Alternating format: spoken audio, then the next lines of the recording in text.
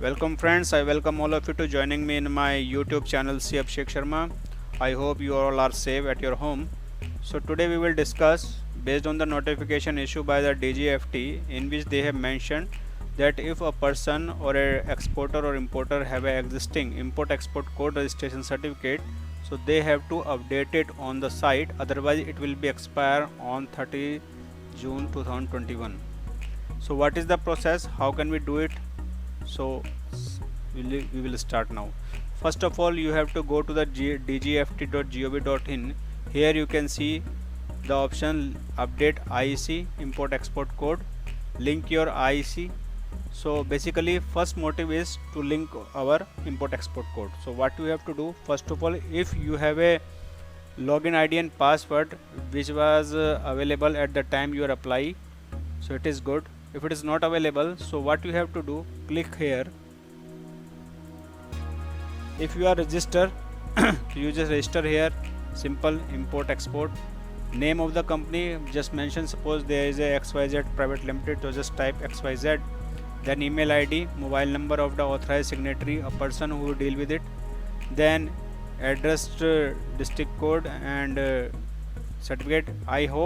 I will suggest you please fill here the address which are available at your registration certificate on MCA, on LLP, GST certificate. It will better to reject. It is better to get the avoid the chance of rejection of application. Then click on it, captcha and send a OTP, or you will receive an OTP. Then you will fill it, so it will be registered. If you have already registered person, so you just mention your email ID which you are applied at the time of the registration of IEC code. If suppose you forget the password, you don't need to worry, just click on this forget password, mention your email ID and then captcha, submit. One OTP you will receive, fill that OTP and a new password will come. Just enter that password, and after that it will, when you enter that password, it will again ask to change the password. Enter the current password, then as per your convenience your new password, and click on OK. So this will process. So here I am giving you the example.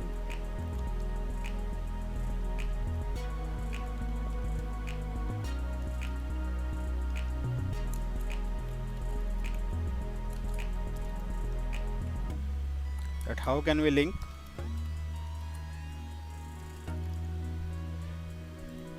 So this is the example of how can we find the option to link our.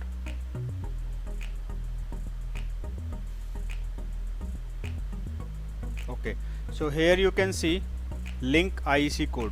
If you are going to apply, so you can apply here, but you have an existing IEC code, just link, click here, enter the IEC code which you are available in your registration certificate. So you can see it. Suppose for me,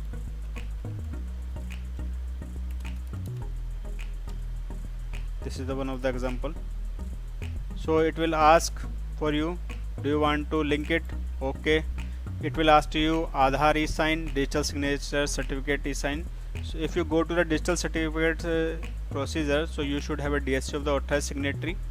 Before it, you have to one mBridge software installation there, which you can download by typing on the Google like this, mBridge, download mBridge.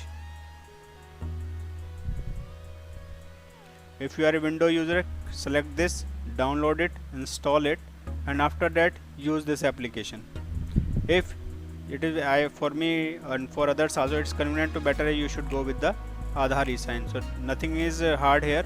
You have to enter the directors or authorized signature, basically director PAN number, its name as per PAN number, the date of birth, then click on submit, and after that it will bring you the Aadhaar OTP site where you have to fill the Aadhaar of your director, and after that you click on submit and it will ask you okay, so your IEC would be linked here.